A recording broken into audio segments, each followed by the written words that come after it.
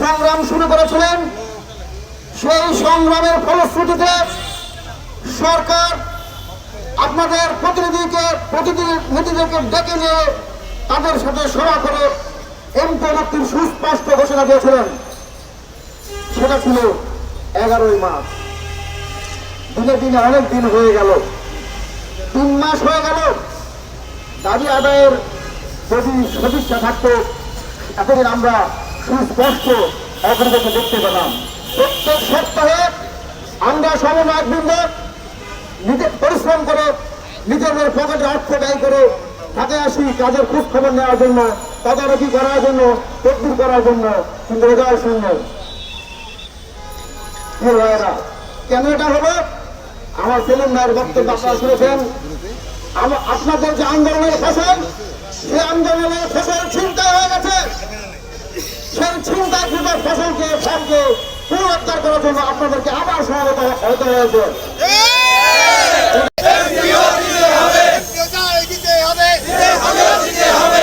বিসমিল্লাহির রহমানির রহিম। আজকে বাংলাদেশের দাবি আদায়ের যে পদপীঠ, সেই জাতীয় প্রেস ক্লাবে সমবেত সারা দেশের নন এমপিও ভাই বোনেদের দাবি আদায়ের এই যে অনুষ্ঠান, সেই অনুষ্ঠানের সম্মানিত প্রধান আকর্ষণ আমাদের সম্মানিত প্রধান সমন্বয়ক সেলিম ভাই উপস্থিত আছেন। মহানন্দী আন্দোলনের সিংহপুরুষ আমার বড় ভাই নাজমুল সাদাত আবাদী, অধ্যক্ষ নাজমুল সাদাত নাজমুল ভাই সহ অন্যান্য সমন্বয়ক বৃন্দ, আমার নবন্ত ভাই বোনেরা সহ অন্যান্য সমন্বয়ক বৃন্দরা আছেন, সবাইকে সালাম জানাচ্ছি। আসসালামু আলাইকুম। অন্যান্য ভাইদের শুভেচ্ছা জানাচ্ছি। প্রিয় ভাইরা, আপনারা এই প্রেস ক্লাবে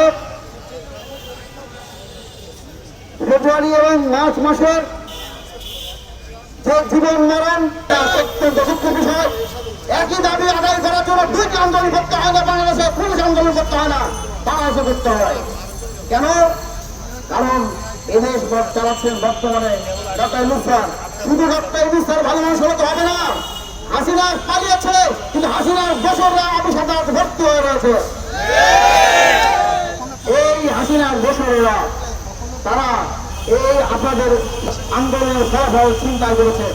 আপনাদের এমপি মুক্তির প্রধান বাধা তারা, সেই বাধা অপসারণ করতে হয় ভাইরা আমার। আমরা আপনাদেরকে আগেও বলেছি, বিগত সরকারের উন্নয়নের অনেক বর্ণনা এই ফেসবুকে দাঁড়িয়ে ফেলেছি। আজকে একটু উল্টো বর্ণনা করতে চাই আপনাদের মাথার উপরে। আসবে মেট্রো রেল ভাইরা, এই মেট্রো রেল এখানে লক্ষ হাজার হাজার কোটি টাকার লুটপাট হয়েছে। এই লক্ষ লক্ষ কোটি টাকা ব্যাংক লুটপাট হয়েছে, শেয়ার বাজার লুটপাট হয়েছে, হাজার হাজার কোটি টাকা রূপপুর পারমাণবিক প্ল্যান্টে হাজার হাজার কোটি টাকা লুটপাট হয়েছে। শিক্ষকদের জন্য মাত্র 82 কোটি টাকা পাওয়া ষড়যন্ত্র, গভীর ষড়যন্ত্র। ষড়যন্ত্রটা কি? এদেশের শিক্ষকদের যদি টাকা দেওয়া হয়, যদি এদেশের মেধাবীদের শিক্ষকতা আনা হয়, তাহলে এদেশে সুনাগরিক তৈরি হবে। তৈরি হলে এদেশের স্বার্থে তারা কাজ করবে, তাদের মাথার উপর আর শুরু করা যাবে না। সেই ষড়যন্ত্র রক্ষা দিতে হবে। এই আমরা যেই মানে নাগরিক বানাচ্ছি, যে মানে আমরা শিক্ষকতা করাচ্ছি, এই মানে নাগরিকরা বারবার এদেশের স্বাধীনতা বিক্রি করে নেবে। আমরা আমাদের স্বাধীনতার সূর্যকে বারবার বিক্রি হতে দিতে পারি না। প্রিয় ভাইয়েরা আমার, আমরা আপনাদেরকে আমন্ত্রণ জানিয়েছিলাম, সবাইকে কাফনের কাপড় আনতে বলেছিলাম। আপনারা কি কাফনের কাপড় এনেছেন? তাহলে এখনো পেরেননি কেন? কাফনের কাপড় আনা হয়েছে, মুখ দেখার জন্য রেডি রাখবেন। আমরা আমরা আমরা আনুষ্ঠানিকভাবে ঘোষণা দিব, তখনই করবেন ইনশাল্লাহ। এখানে আমরা আপনারা এখানে অবস্থান করবেন। সেলিম ভাই আহ্বান জানিয়েছে, উদাত্ত আহ্বান জানিয়েছে। আমরা এসেছি এমপি না নিয়ে আমরা করবো না। আপনারা আমাদেরকে যেভাবে সহায়তা সমর্থন দিয়ে যাচ্ছেন সেটা অব্যাহত রাখবেন। ইনশাল্লাহ আমরা প্রতিশ্রুতি দিচ্ছি স্বল্প সময়ের ব্যবধানে আপনাদেরকে এমপিওদের বাইরে পাঠানো হবে। ইনশাল্লাহ এই আশাবাদ ব্যক্ত করে আপনাদের সবার সুখ শান্তি কামনা করে আপনাদের সবার এমপিও এই কামনা করে আমি এখন যাবতীয় শেষ করছি। আপনারা বলে ধন্যবাদ অধ্যক্ষ মুনির নাসিরকে। সম্মানিত শিক্ষক মন্ডলী, আপনাদের সামনে বক্তব্য রাখার জন্য সবিনয় অনুরোধ জানাচ্ছি। নন এমপিও শিক্ষা প্রতিষ্ঠান শিক্ষক কর্মচারী ঐক্য পরিষদের সম্মানিত মুখ্য সমন্বয়ক শ্রদ্ধেয় বড় ভাই অধ্যক্ষ নাজমুল শাহাদাত আজাদী ভাইকে, অধ্যক্ষ নাজমুল শাহাদাত আজাদী ভাই আপনাকে মূল্যবান বক্তব্য রাখার জন্য সবিনয় অনুরোধ জানাচ্ছি। দেখতে পাচ্ছেন লাইভটা?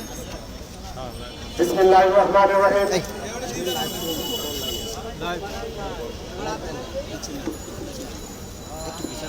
সম্মিলিত নন এমপিও ঐক্য পরিষদ কর্তৃক আয়োজিত আমাদের এই অবস্থান কর্মসূচির প্রধান সমন্বয়ক অধ্যক্ষ সেলিম মিয়া ভাই, মুখ্য সমন্বয়ক জমিরুল ইসলাম ভাই, মনিমুন ভাই, সাজ্জাদ ভাই, সালাম ভাই, বাকিবুল্লাহ ভাই, বাবুল ভাই এবং আমাদের মিজান ভাই, তাদের এবং আরো বাদ বাকি যে আমাদের সমন্বয়ক বৃন্দ আছেন, সকলের ঐকান্তিক প্রচেষ্টার মাধ্যমে আমরা আজ আবার নতুন করে প্রেস ক্লাবে সমবেত হয়েছি। সম্মানিত স্যারেরা, আমরা বিগত 17 দিনের সেই উত্তাল মার্চের আন্দোলনের পরে সরকার কর্তৃক আমাদেরকে ডেকে নিয়ে বলা হলো আপনারা আন্দোলন প্রত্যাহার করুন, আপনাদের সকল দাবি দাওয়া মেনে নেওয়া হলো। এর আগে আমাদের সেলিম ভাই বিস্তারিত বর্ণনা করছেন। সেখানে যেটুকু বাদ দিয়েছিল সেটুকু আপনাদেরকে অবহিত করি। ওখানে আমরা বলেছিলাম যে আপনাদের ভিতর থেকে যে কেউ একজন যে আমাদের শিক্ষকদেরকে একটু বলে আসেন। ওনারা বলেছিলেন আপনারা শিক্ষকদের প্রতিনিধিত্ব করছেন, যারা প্রতিনিধিত্ব করছে ওনারাও শিক্ষক।